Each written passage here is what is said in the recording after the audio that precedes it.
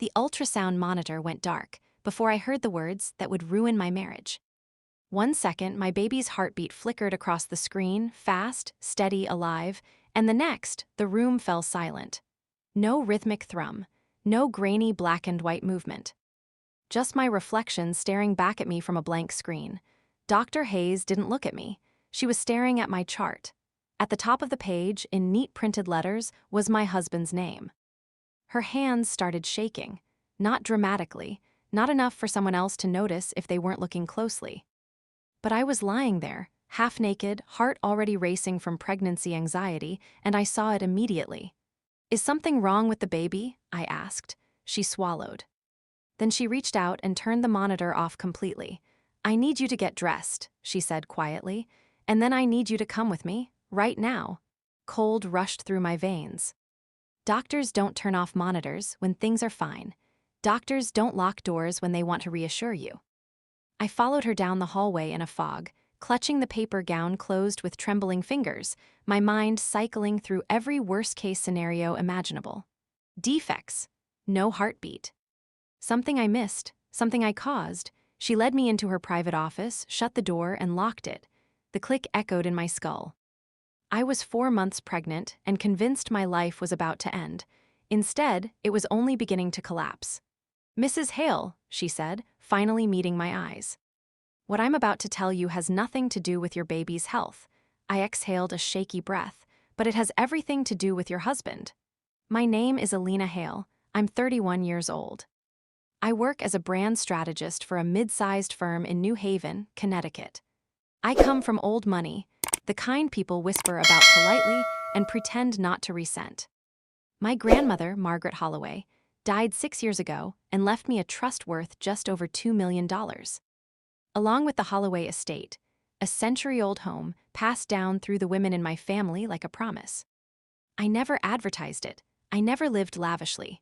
I drove a 7-year-old Volvo, bought generic cereal, worked long hours because I wanted a career that belonged to me, not one funded by inheritance. But wealth has a smell, and predators can sense it. I just didn't know I'd married one. Dr. Hayes sat across from me, folded her hands together, and spoke with the kind of deliberate, calm doctors use when they're trying not to panic. "My sister works at the fertility clinic you attended," she said. "She came to me 3 weeks ago. She was distressed." My stomach dropped. "We didn't do anything wrong," I said quickly. "Everything was by the book. We followed every protocol." Dr. Hayes closed her eyes briefly. "That's the problem." She opened a drawer and pulled out a thick folder. "I'm so sorry," she said. "But before you go home today, before your husband knows you're aware of this, you need to see what he's done." 4 years earlier, I met Caleb Hale at a charity auction. My family hosted it every spring. Old donors, new money trying to buy respectability, the usual mix of champagne and ambition.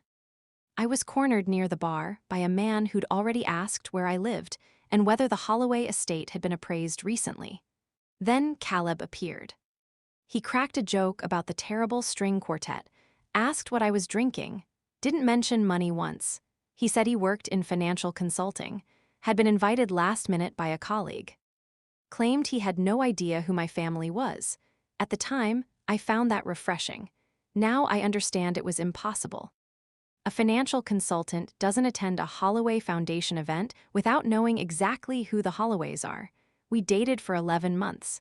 Caleb was attentive, consistent, thoughtful in a way that felt rehearsed but comforting. He remembered my coffee order, texted when he said he would, paid for everything despite my protests. My mother hated him. "He watches too carefully," she told me after meeting him once. "Like he's studying you." I accused her of being controlling. We stopped speaking shortly after. I married Caleb in my grandmother's garden under white roses she'd planted herself. He cried during his vows. I thought they were tears of joy. Now I know they were tears of relief. Caleb's infertility diagnosis came a year into our marriage. Severe male factor infertility. Almost zero motility. Natural conception virtually impossible. He collapsed in the car afterward, sobbing. I held him. I told him we'd figure it out. What I didn't realize was that while I was grieving the family I thought we might never have, he was rewriting his plan. We chose IVF with ICSI. Caleb insisted on finding the clinic himself. He handled the paperwork. I was exhausted, emotionally wrecked, and grateful to let him take the lead. The first cycle failed. The second worked. 2 pink lines, a miracle, and 3 days later, Caleb casually suggested we revisit estate planning. Just practical, he said, for the baby. I didn't see the trap forming beneath my feet. By month 4 of my pregnancy, things shifted. Caleb's phone was always face down. He took calls outside, changed passwords. Worked late, absurdly late, for a man whose job did not involve emergencies. I found receipts, hotels, dinners for 2. When I asked, he smiled patiently. "You're hormonal," he said gently. "Please don't turn into one of those wives." I apologized. I hated myself for it. Dr. Hayes slid the folder across the desk. Inside were clinic records, original records. Not the sanitized versions patients usually see. 7 months earlier, my husband had bribed a nurse and an embryologist to replace his sperm sample with donor sperm without my knowledge or consent. He paid $45,000 to make sure it stayed quiet. The donor was a graduate student named Lucas Reed. Caleb never intended to be the biological father of my child. Because he was planning to use that fact to destroy me, Dr. Hayes explained everything. After the baby's birth, Caleb planned to suggest a DNA test. When it came back negative, as he already knew it would, he would accuse me of cheating. Our prenup contained an infidelity clause, $500,000, plus civil damages, plus public humiliation. He would walk away rich, and I would be ruined. I sat there numb while my entire marriage rearranged itself into a crime scene. Then something inside me hardened. Caleb thought I would break. He had no idea who he married. I didn't cry when Dr. Hayes finished explaining. I didn't scream. I didn't faint. I didn't ask her to repeat herself even once. Shock is supposed to look dramatic. Mine didn't. It settled into my body like ice water, cold, clarifying, merciless. "You cannot let him know," she said carefully. "Not yet," I nodded. That was the moment she realized I wasn't going to fall apart. She slid the folder closer. My sister saved everything: original sample logs, payment timestamps, internal emails. She knew what she was involved in was wrong almost immediately, but fear kept her silent. Guilt finally broke her. I ran my fingers over the papers, grounding myself in their weight. "Can I have copies?" I asked. Dr. Hayes hesitated. "This could destroy careers." "It already destroyed a marriage," I said, "just not the one he planned." She exhaled slowly. "I'll make them for you. And I'll connect you with my sister directly, off the record, for now." I stood, my legs steady despite the earthquake inside my chest. "One more thing," I said. "Is my baby healthy?" Her expression softened for the first time. "Perfectly," she said. "Strong heartbeat, no abnormalities." I pressed a hand to my stomach. Caleb had corrupted everything else. He hadn't touched my child. I drove home like nothing had happened. That was the first act of war. I checked the mirrors constantly. Not because I thought I was being followed, but because paranoia suddenly felt like prudence. Caleb had installed security cameras around the house 2 years earlier. "Protection," he'd said. Now I wondered how often he watched. When I pulled into the driveway, he was already home. Early. That should have scared me. Instead, it sharpened my focus. He stood in the kitchen, sleeves rolled up, smiling like a man rehearsing normalcy. "How'd the appointment go?" he asked. "Everything okay?" I leaned in and kissed his cheek. "Perfect," I said. "Baby's strong?" His shoulders relaxed, just a fraction. I filed that reaction away. That night I laughed at his jokes. I apologized for being distant. I blamed hormones. I mirrored every word he'd ever used to make me doubt myself. He slept soundly. I didn't sleep at all. At 3:12 a.m., I made a decision. If Caleb wanted to play chess, I'd let him believe he was winning, right up until I flipped the board. The next morning, I called in sick. Then I drove 90 minutes south to meet Naomi Kessler. She was a private investigator with a background in financial crimes, ex-state prosecutor turned consultant. Her office smelled like black coffee and old paper, the kind of place where secrets came to die. She didn't interrupt once as I told her everything. When I finished, She leaned back and smiled slowly. He's sloppy, she said, my stomach twisted. He doesn't feel sloppy. They never do, she replied. Arrogance makes men careless, especially the charming ones. She opened a notebook. Give me 10 days. While Naomi worked, I played the part. Caleb increased his pressure around money. Just add me as a trustee, he said one night. What if something happens during labor? What if it does? I countered lightly. He frowned. Why are you being difficult? I tilted my head. Am I? He dropped it for now. I noticed the pattern. Every request escalated just before rent was due on our house, just before credit card statements arrived, just before his work trips. He wasn't planning for the baby. He was bleeding cash. 3 days later, I met Rachel Hayes, Dr. Hayes' sister. We sat in the back corner of a cafe an hour away from town. She looked exhausted, hollowed out by guilt. I didn't know the whole plan, she said immediately. I swear, he said it was a private donor arrangement. Genetic concerns, he was convincing. They always are, I said. She slid a flash drive across the table. I saved copies of everything the moment I realized what I'd done. If he tried to erase it later, I wanted proof. I closed my fingers around it. Are you willing to testify? I asked. She nodded. Yes, whatever it costs me. I believed her. And for the first time since the ultrasound, I felt something like control. Naomi called on day 8. You're going to want to sit down, she said. I was already seated. Your husband is in deep, she continued. Gambling, not recreational, compulsive. Sports betting, online poker, underground games. How much? I asked. 160,000, she said, and growing. My pulse stayed steady. Where did the bribe money come from? I asked. She exhaled. Client funds, small amounts siphoned over 18 months, enough to avoid detection. Until now, I closed my eyes. Caleb wasn't just a liar, he was a criminal drowning in his own desperation. There's more, Naomi said. Of course there was. He's having an affair. I almost laughed.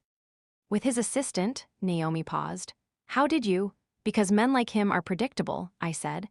She sent me the photos, hotel entrances, dinners, weekend getaways disguised as conferences. 8 months. While I was injecting hormones and praying for a baby, he was building a backup life. The hardest call came next. My mother. We hadn't spoken properly in nearly 2 years. She answered on the second ring. Elena, she said cautiously. I was wrong, I said, about everything. Silence. Then, are you safe? I broke. She didn't say I told you so. She didn't ask questions. She asked what I needed. Within 48 hours, she had connected me with a divorce attorney who specialized in high-asset separations and a prosecutor who owed her a favor from decades earlier. Some bridges don't burn. They wait. My lawyer, Judith Monroe, reviewed the evidence and smiled. He planned to ruin you, she said. Instead, he built a case against himself. She paused. Do you want this public? I thought of Caleb's carefully curated image, his parents, his colleagues, his belief that I'd be too ashamed to fight back. Yes, I said. But on my terms. That's when the idea formed. Not revenge, revelation. I suggested a celebration, a baby gathering at the Holloway estate. Caleb loved it instantly. More witnesses, more sympathy. More groundwork for the lie he thought would come later. He practiced smiles in the mirror the morning of the party. I watched from the hallway. The man I married thought he was about to secure his future. He had no idea he was walking into the moment it ended. If you ever want to see who someone truly is, give them exactly what they think they want. Caleb thought he wanted witnesses. He thought he wanted sympathy. He thought he wanted an audience for my humiliation, so I gave him one. The Holloway estate had hosted gatherings for nearly a century. Weddings, fundraisers, memorials. Triumphs disguised as luncheons and scandals hidden beneath linen tablecloths. The house had absorbed secrets like breath into stone. It would absorb one more. The morning of the party dawned bright and deceptive, the kind of spring day that tricks you into believing nothing bad could happen beneath blue skies and flowering trees. I woke early, long before Caleb, and stood in the upstairs window looking out over the gardens. My grandmother planted the rose bushes herself when she was 23 and newly married. She believed roots mattered, that what you planted early determined what survived later. Caleb slept behind me, breathing evenly, one arm thrown across the mattress like a man without a single worry in the world. I felt nothing. No anger, no sadness, just focus. Downstairs, the caterers arrived at 8. White tents went up on the lawn. Tables were dressed in pale linen. Champagne chilled in buckets my grandmother used to polish herself.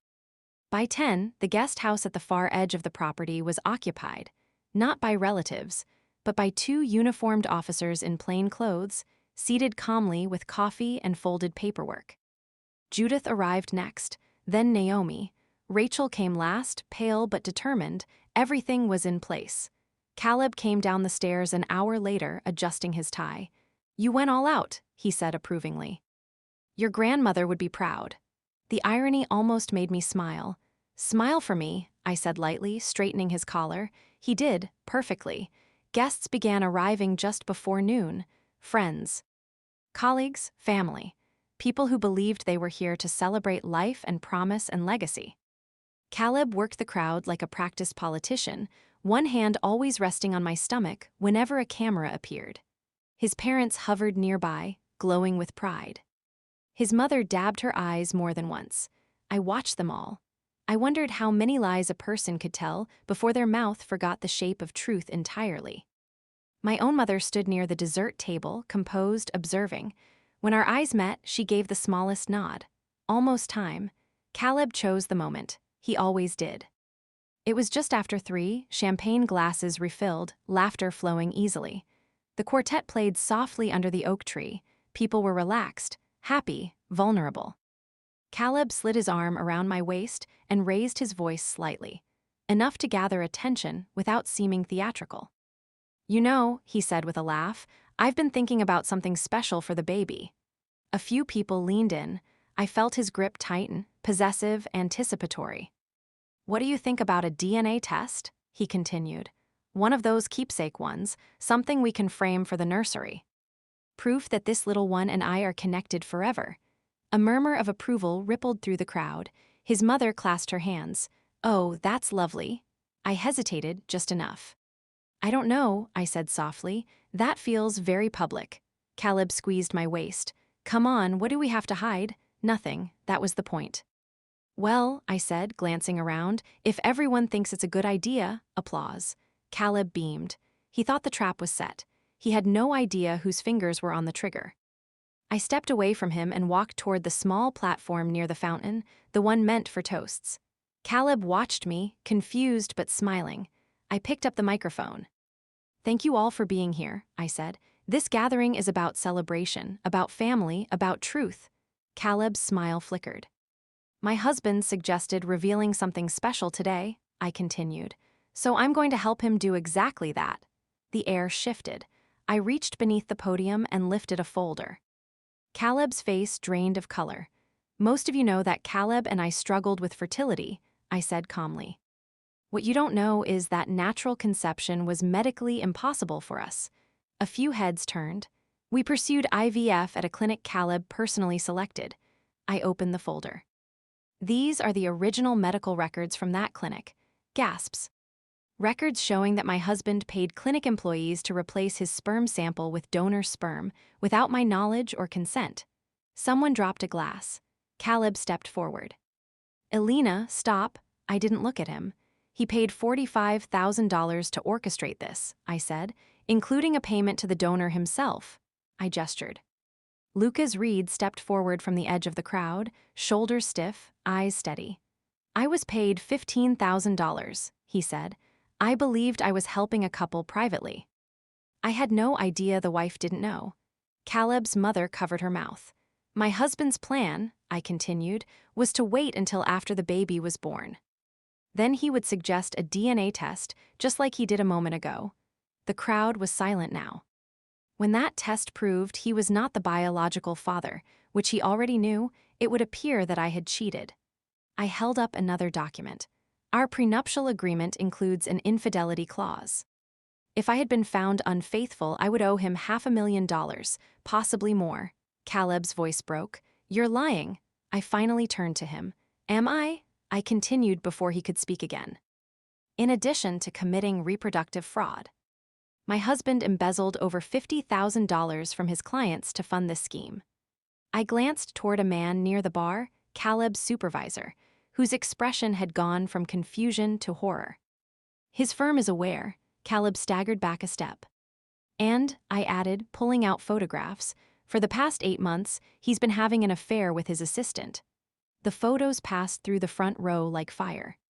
Caleb's mother made a strangled sound. Rachel stepped forward. "I'm the nurse he bribed," she said, voice trembling but clear. "I've provided sworn testimony to police." Silence, then footsteps. 2 officers emerged from the guest house, calm and deliberate. "Caleb Hale," one said, "you are under arrest for fraud, conspiracy, and embezzlement." Handcuffs clicked. Caleb turned to me, eyes wild. "Elena," he pleaded, "please think about our family." I looked at him, the man who built his future on my destruction. "I am," I said. They led him away as the estate watched. The gates closed behind the car. That night, I stood alone in my grandmother's garden, hand on my stomach. The house was quiet again, roots intact. Some people wait their whole lives for karma. I served mine with evidence and witnesses. The morning after the party, the Holloway estate felt like a place that had survived a storm. Nothing was visibly damaged. The gardens were still immaculate. The windows still caught the light just right. But something fundamental had passed through, leaving the air changed, cleaner, sharper, almost reverent. I woke before dawn, the house silent except for the faint creak of old wood settling. For the first time in months, my chest didn't feel tight. There was no performance to maintain, no lies to absorb. Caleb was gone, not just from the house, from the story of my life. I made tea in my grandmother's kitchen, the same chamomile she used to drink every morning. The kettle's whistle sounded impossibly loud in the quiet. I carried my mug to the window overlooking the gardens and sat at the small wooden table where 5 generations of women had started their days.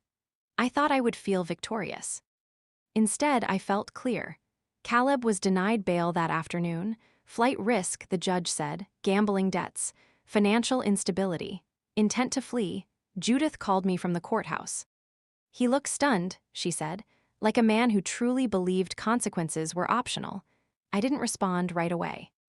There was a strange comfort in knowing I didn't need to see his face again to understand what was happening to him. The charges stacked quickly: reproductive fraud, conspiracy, embezzlement. Each count carried years. The evidence was overwhelming. Too many people had been pulled into his scheme, too many who now wanted immunity, redemption, or simply relief. Rachel testified first. She cried on the stand, not for herself, but for the woman she'd helped deceive. The jury listened. They believed her. The embryologist followed. His cooperation came with a plea deal, but his testimony was devastating. Emails, payment records, intent. Lucas spoke plainly. No embellishment, just truth. Then came the financial audit. Caleb's firm froze his accounts and issued a public statement distancing themselves from his actions. Clients came forward. More discrepancies emerged. What he'd stolen was only the beginning. Naomi called it a collapsing house of cards. I called it justice catching up. The divorce was finalized faster than I'd thought possible. The prenup clause Caleb had planned to use against me flipped cleanly in my favor. 8 months of documented infidelity, financial misconduct, criminal charges. He owed me damages. He had nothing to give. Judith smiled when she delivered the final paperwork. "Sometimes," she said, "men dig their own graves with remarkable efficiency." I signed. Just like that, I was free. My mother came over every Sunday after that. At first, we were careful, polite, skirting around the years we'd lost. Then one afternoon, as we folded laundry together in the sunroom, I said quietly, "Why didn't you ever say it?" She looked up. "Say what?" "I told you so." She smiled sadly. "Because being right didn't matter. You did." Something in me softened. We began rebuilding not the past, but something better. My son was born 4 months later on a rainy morning in October. Strong lungs, steady heartbeat, perfect. When they placed him on my chest, I felt a sense of completion I hadn't known I was missing, not because of biology, because of choice. Some people asked if I would contact Lucas. Include him, I didn't. My child didn't need explanations yet. He needed stability, love, roots, and I had those. Caleb was sentenced the following spring. 7 years. His parents stopped attending after the first week. His mother sent a letter, apologetic, grieving, unfinished. I never replied. The man who tried to destroy me would spend years confined by the walls he built himself. One quiet morning, 3 weeks after the sentencing, I sat in my grandmother's kitchen again. Sunlight poured through the windows, the garden bloomed, my phone buzzed. "Mom, lunch tomorrow." I smiled and typed back, "Always." Outside, my son slept peacefully in his stroller. Caleb had tried to take everything from me. All he did was remind me who I was. The months after Caleb's arrest were surreal. Life didn't immediately return to normal, but it returned to me. I woke each morning and felt the soft, grounding weight of my son against my chest, the small miracle of his existence. My son, the proof that despite manipulation, betrayal, and greed, love and resilience had prevailed. DNA meant nothing, choice meant everything.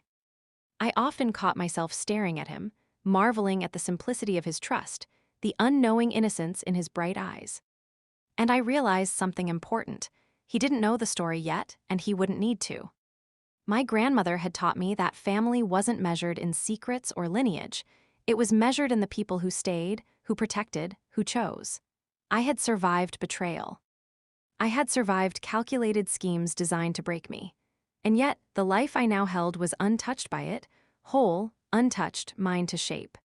The estate, the gardens, the rooms I had grown up exploring, they all felt like allies in this new chapter. I walked the hallways sometimes just to feel the echo of generations past whispering in approval. "You survived. You made the right choices." I continued weekly lunches with my mother. They became rituals, something sacred in a life that had been so chaotic. At first, we mostly talked about practical matters: schedules, pediatricians, household repairs. But slowly, we began opening up. "You were so strong," my mother said one afternoon, as the golden autumn light filled the kitchen. "Even when it didn't feel like it, even when you were scared, you knew what had to happen." I felt like I was living inside a lie, I admitted, for months, maybe years. And yet, every time I thought about standing up, I also thought about my son, about who I wanted him to know as his mother. Her eyes softened. "You didn't just stand up, you built something stronger. He'll grow up in a home where integrity matters. You've given him a gift many people never receive." Professionally, I returned to work gradually. My boutique firm had been supportive through the chaos, recognizing the emotional toll of the betrayal and legal proceedings. The story of Caleb's arrest hadn't leaked publicly. My mother, lawyers, and Rosalind had been meticulous, but whispers traveled. Clients asked subtly if I was okay. I nodded and smiled. Inside, I felt untouchable, not because of money or status, but because I had weathered fire and remained standing. I began organizing small projects that gave me control and satisfaction. Marketing campaigns became puzzles, each element deliberately chosen, each message crafted with precision. The contrast between my professional focus and the chaos of my personal life felt grounding. Here I could manipulate outcomes ethically. Here I could build, not destroy. Occasionally, thoughts of Caleb slipped into my mind. His face, the cunning smile I once believed in, haunted quiet moments. But each memory reminded me why I had done everything I did, why I had waited, planned, and ensured justice.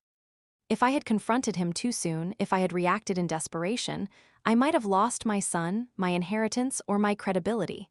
Timing mattered. Patience mattered. Precision mattered. One evening, after my son had fallen asleep, I opened the journal my grandmother had kept.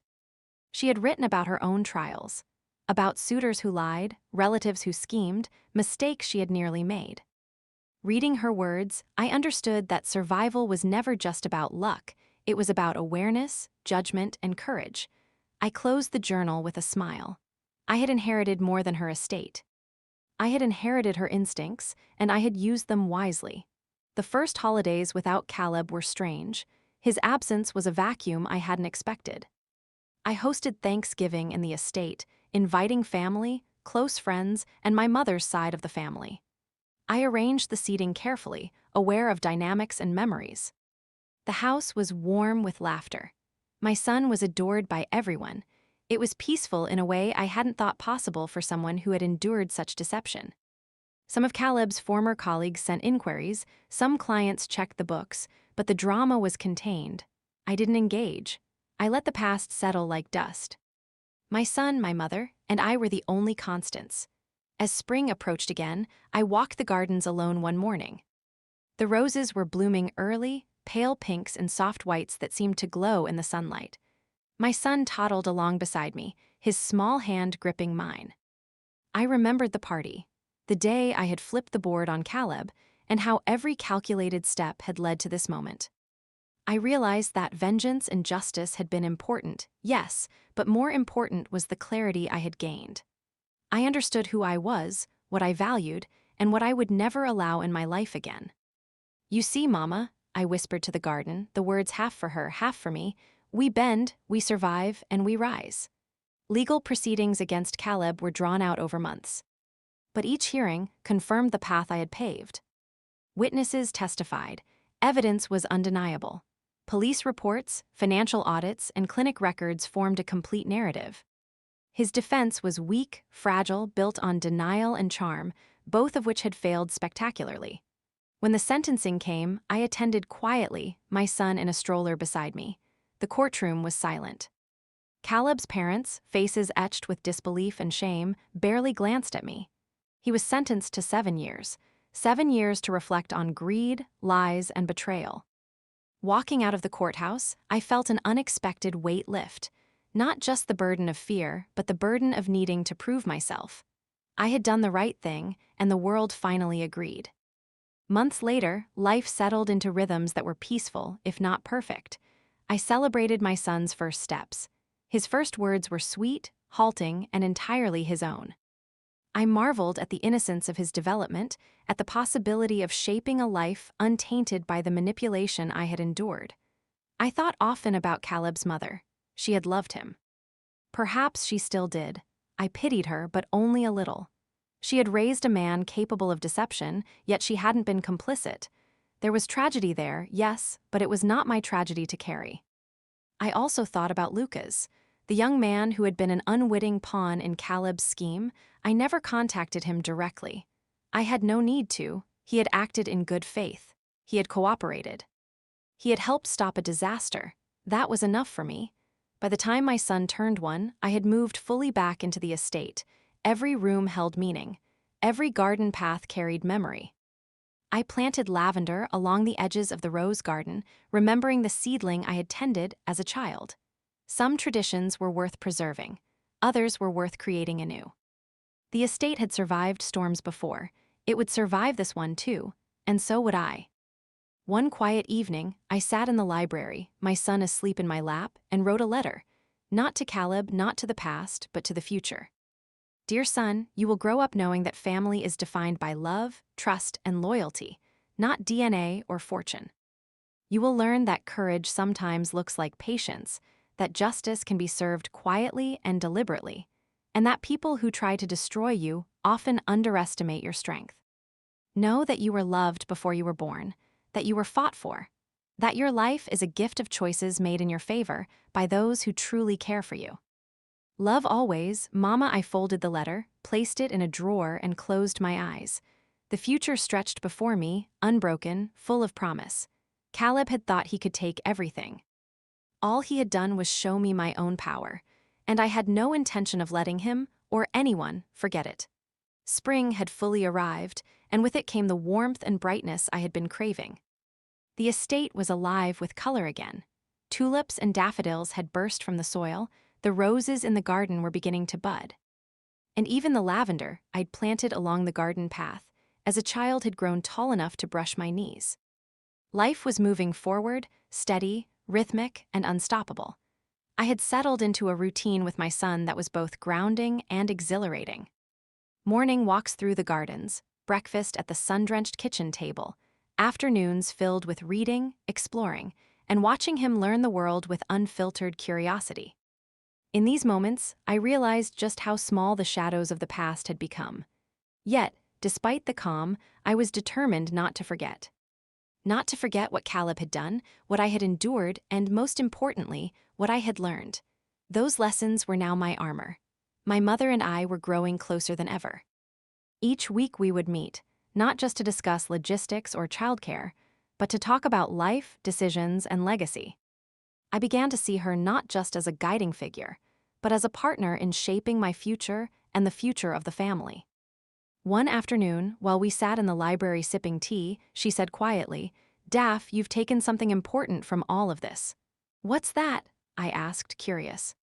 "You've taken certainty," she said. "Not the kind of certainty you get from money or status, but the kind that comes from knowing yourself, your values, and the people who truly love you." I smiled. She was right. Before all of this, I had measured safety and happiness in numbers, in accounts, in social appearances. Now I measured them in truth, in loyalty, and in the quiet certainty of my own strength. Work had become a sanctuary. After months away, I returned to the boutique marketing firm full-time. My colleagues greeted me warmly, though there were still whispers about the past, about Caleb, about the drama that had enveloped my life. I let the whispers pass like wind through the trees. I took on projects that required creativity and strategy, and I found a new confidence in my decisions. I realized that surviving betrayal and manipulation had given me an edge, an intuition and clarity that others envied but could never fully understand. One of my major projects involved working with a nonprofit that provided mentorship to young women pursuing careers in business. It was perfect, a chance to help others navigate ambition, trust, and integrity, the very lessons I had learned the hard way. I also began documenting my experience. Not for publication, not for attention, but as a record for myself and eventually for my son. Each entry was honest, raw, and reflective. I wrote about Caleb's betrayal, about the careful planning and manipulation, about the slow revelation of the truth. But I also wrote about my resilience, my planning, and the strength I had discovered within myself. Some days, writing was cathartic. Other days, it was painful. But every word I put to paper reminded me that the narrative of my life was mine to shape, and no one, no manipulator, no liar, no schemer, could dictate it again. As summer approached, I organized a small gathering for close family and friends at the estate. This time, there was no grand display, no strategic trap.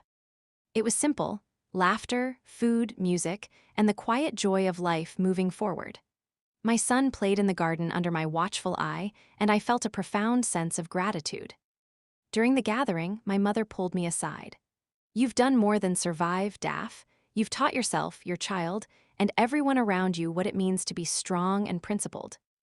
"That's rare." I nodded, understanding fully that these were the moments that truly mattered, the moments of rebuilding, nurturing, and teaching by example. My relationship with my son deepened with each passing day. I saw in him the reflection of choices, love, and protection. I made a conscious effort to instill values of honesty, kindness, and resilience. I realized that I could not shield him from the world's dangers entirely, but I could equip him with the tools to navigate them. I would teach him that wealth, status, and appearances were fleeting, but integrity and courage were eternal. Meanwhile, the legal aftermath of Caleb's crimes continued to unfold quietly. The embezzlement investigation wrapped up with the firm recovering a portion of the stolen funds. The criminal case moved to appeals and procedural reviews, but his convictions remained solid. I never felt the need to confront him directly again. The justice system, combined with my meticulous planning, had ensured he would face consequences, and I didn't require personal revenge to feel vindicated. Instead, I focused on life: my son, my work, my family, and the legacy of strength I wanted to pass on. Autumn arrived, and with it a reflective calm. I spent evenings in the gardens, listening to the rustling leaves, sipping tea, and watching my son chase after fallen leaves. I marveled at the way life could be both fragile and resilient, how destruction could coexist with creation, and how love could emerge from the ashes of betrayal. One evening, as I sat on the garden bench with my son asleep in my arms, my mother joined me. "You've done beautifully, Daff," she said. "I can't imagine a better start for him or for you." I smiled, the weight of the past finally easing from my shoulders. "It wasn't easy," I admitted. "No, it wasn't," she agreed. But sometimes, the hardest trials produce the strongest roots, and now you and he have them, for life. I began exploring new opportunities professionally.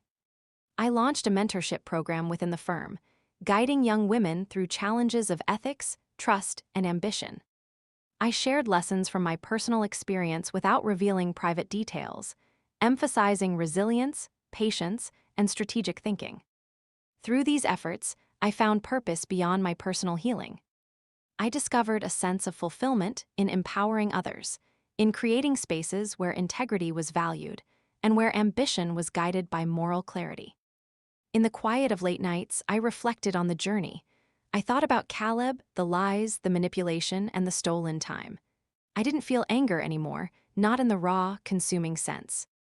Instead, I felt clarity and gratitude. Grateful for the mother who had warned me, for the sister and colleagues who had helped uncover the truth, and for the inner strength I had cultivated through the trials. I realized that the measure of resilience wasn't just in surviving hardship, but in transforming it into wisdom, protection, and empowerment for those you loved. By the time my son turned 2, life had fully settled into a new rhythm. Mornings were filled with play, learning, and storytelling. Afternoons were dedicated to work and mentorship, and evenings were reserved for family, reflection, and planning for the future. I had even begun writing a book, not a tell-all about Caleb, but a memoir of resilience, choice, and rebuilding. Each chapter emphasized the lessons I had learned: trust, intuition, courage, and the irreplaceable value of family, biological or chosen. The estate, once a place shadowed by manipulation and betrayal, had become a sanctuary of growth, learning, and love. The gardens bloomed with every season, a reflection of the life I had rebuilt, beautiful, strong, and full of promise. I knew Caleb would remain a part of history, a cautionary tale. But he no longer had power over my life, my happiness, or my family. I had reclaimed everything that mattered, and now I had the future. The first morning of spring, my son laughed for the very first time at something utterly inconsequential: a butterfly landing on the edge of his sippy cup. The sound was a clear, ringing note that filled the sunlit nursery, and somehow, the corners of my own soul I had long thought empty. I held him in my arms, rocking gently in the old wooden glider that had belonged to my grandmother, and I realized how far we had both come. From betrayal and fear to this moment of pure joy, of life uncorrupted by the deceit that had threatened to destroy us. I traced the tiny curve of his ear with my fingertip, memorizing every line, every wrinkle in the soft skin, knowing that these moments, these quiet, unremarkable miracles, were the ones that mattered most. Work had settled into a comfortable rhythm, though I had made it a priority not to overextend myself. Mentorship programs at the firm had grown steadily, with young women seeking advice on professional and personal challenges, drawn to my experiences, my failures, and how I had turned them into something constructive. One afternoon, I received a note from one of the mentees. "Your story has changed the way I think about trust, ambition, and resilience. Thank you for teaching me to protect myself while remaining kind." I smiled, a quiet, private smile. That was the reward I had longed for, not recognition, not money, not applause, but proof that the lessons I had learned so painfully could ripple outward, guiding others. The estate had settled into a comfortable rhythm of its own. I found solace in gardening again, taking care of the flowers my grandmother had planted decades ago, and adding new rows of lavender and tulips. My son would crawl among the blossoms, picking them and dropping petals, the joy on his face spilling over into mine. It was a sort of meditation, a quiet act of reclaiming not just the estate, but the life that had been threatened. One morning, my mother joined me in the garden. She brought 2 small mugs of tea, the chamomile we always favored. We sat on the stone bench near the rose bushes, watching the boy toddle around the beds, every movement full of wonder. "You're teaching him well," she said softly, "not just how to walk or talk, but how to live." I looked at her, my throat tight with gratitude. "I couldn't have done it without you," I admitted.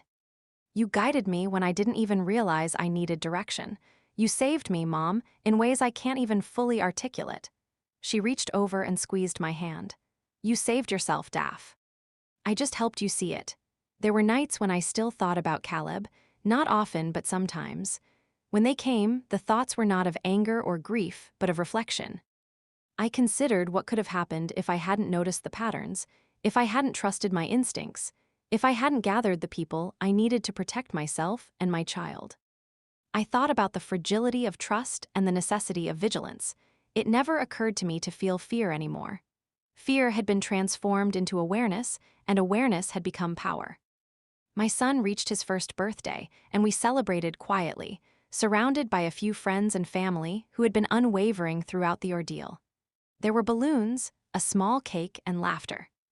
My mother and I took turns reading to him from picture books, showing him the richness of storytelling, the joy of imagination, and the importance of knowing one's own story.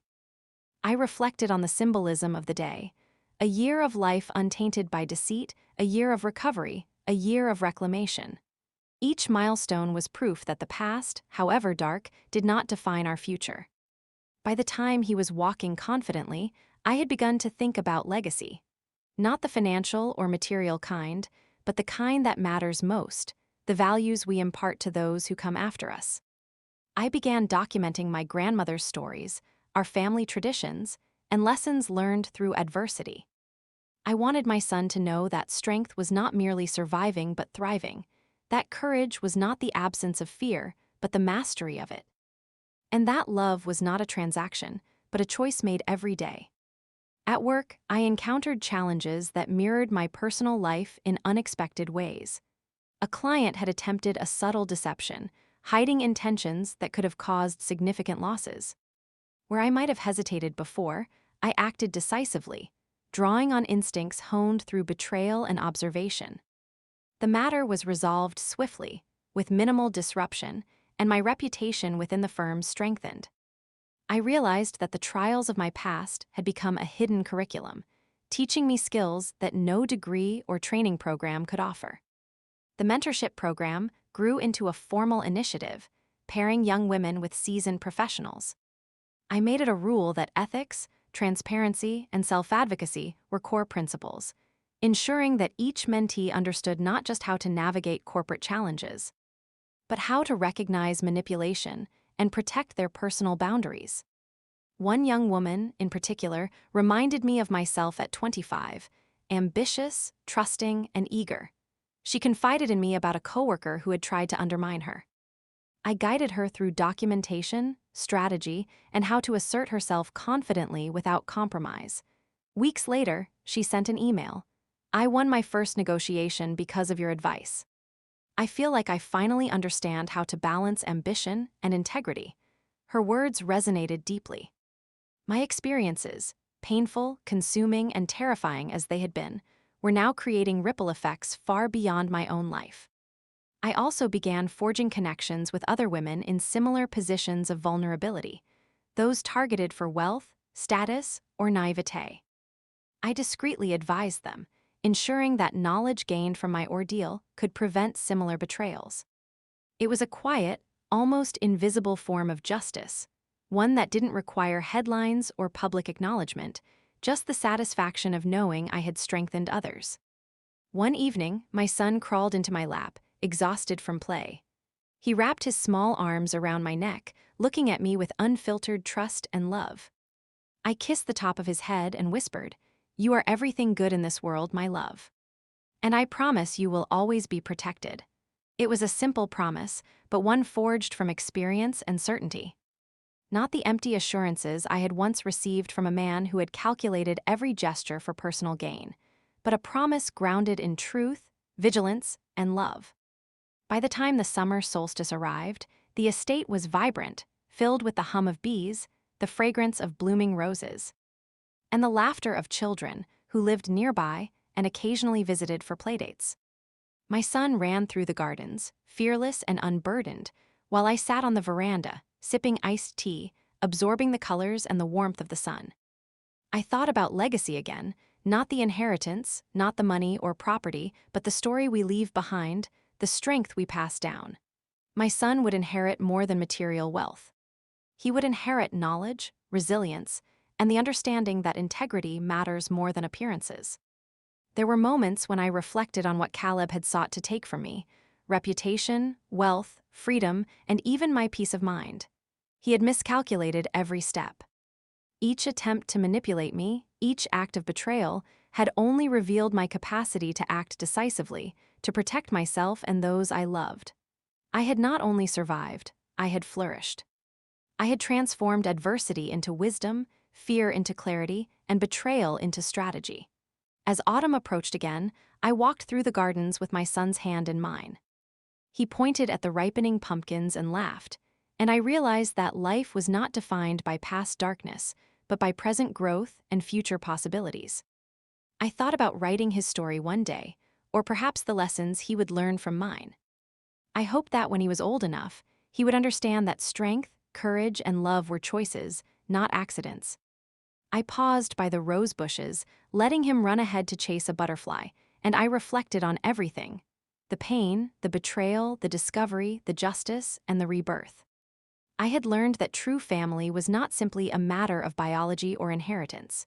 It was about presence, loyalty, love, and the willingness to act in protection of those we cherish. My mother joined me quietly, handing me a small basket of freshly picked lavender.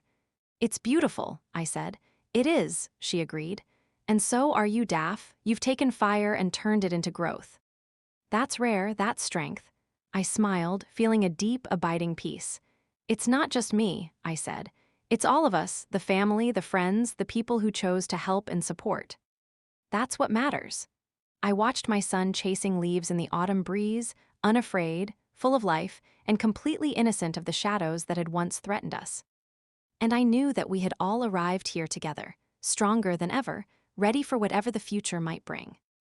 I placed my hand on his small back, feeling the warmth of his body, the rhythm of his heartbeat. And in that moment, I understood fully: the trials of the past had not diminished me. They had prepared me. I had roots deep in love, loyalty, and truth, and wings to soar, no matter what came next. The winter sunlight filtered softly through the nursery window, highlighting the tiny golden curls of my son as he slept, his little chest rising and falling with the steady rhythm of life. I sat in the glider beside him, holding a warm cup of tea, letting the quiet settle over me. After all that had happened, after all the chaos, the betrayal, the fear, it was in these silent, ordinary moments that I felt the full weight and the full reward of everything I had endured. Grant Mercer was gone from our lives forever. Prison walls held the man who had once promised devotion while plotting my ruin. I didn't feel revenge anymore. I felt relief. Relief that the danger was past, that the manipulations, the lies, the schemes, the stolen money, all of it was behind me. I could breathe. I could plan. I could finally live without suspicion, shadowing every interaction. The courts had been swift and decisive. Molly Brennan's testimony, Derek Sykes' cooperation, and the embryologist's admission had left no room for doubt. The embezzlement charges, fraud, and conspiracy were all confirmed. Grant's parents had retreated quietly, too ashamed to face the consequences of their son's actions, leaving him alone with the ruin he had earned. I kept a small copy of the police report tucked into a drawer in the nursery, not as a trophy, but as a reminder of what vigilance, courage, and truth could accomplish. I told myself I didn't need to dwell on the past, because I had transformed it into a foundation for the future. The months passed, each filled with milestones: first steps, first words, first attempts at running across the garden. Every success, every burst of laughter, every scraped knee that I kissed better, felt like a victory over the darkness that had tried to touch us. My mother remained by my side, unwavering, guiding, advising, and sharing in the joy that had once felt so fragile. Our bond, stretched thin by years of conflict, now felt unbreakable. I returned to work with renewed energy and a clearer vision. My marketing firm thrived, not just because of my professional skill, but because I infused everything with integrity and ethics. I mentored young women fiercely, teaching them not just how to succeed, but how to protect themselves, how to trust their instincts, and how to recognize deceit before it could harm them. I became a quiet guardian, a guide, a voice of experience in a world where appearances often disguise the truth. Occasionally, strangers would ask me about my son's biological father, curious about the IVF story that had quietly made the rounds in our social circles. I answered truthfully, simply, and without bitterness. My son's father is irrelevant. What matters is who chooses to love, protect, and be present. He has me, my mother, and everyone who cares for him. That's enough. And it truly was. I spent afternoons in the garden, tending to the flowers that had been my grandmother's legacy. I planted new seeds, lavender and tulips, teaching my son that life grows in cycles, that patience brings reward, and that nurturing produces beauty.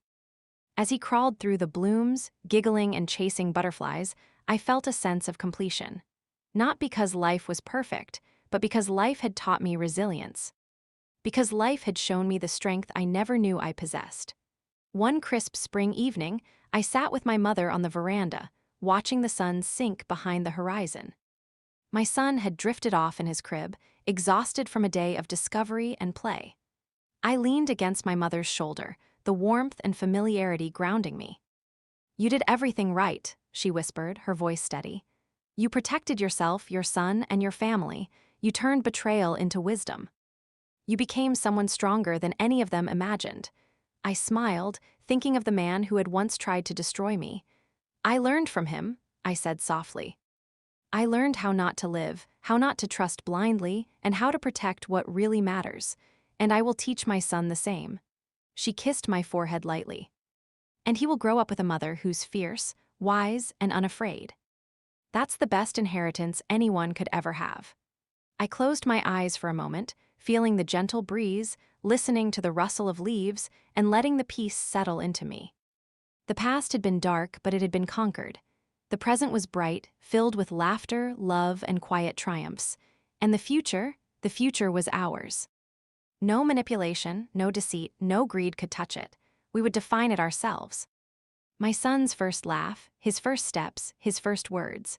They were all markers of life reclaimed, of a family forged through love and courage, and of a legacy that no one could corrupt. I placed my hand on my son's crib, feeling the warmth, feeling the heartbeat, feeling the promise. And in that moment, I understood fully that life wasn't about the battles we lost, the people who tried to betray us, or the money that could vanish overnight. Life was about who showed up, who stayed, who fought beside us, and who chose us every single day. And that, finally, was everything.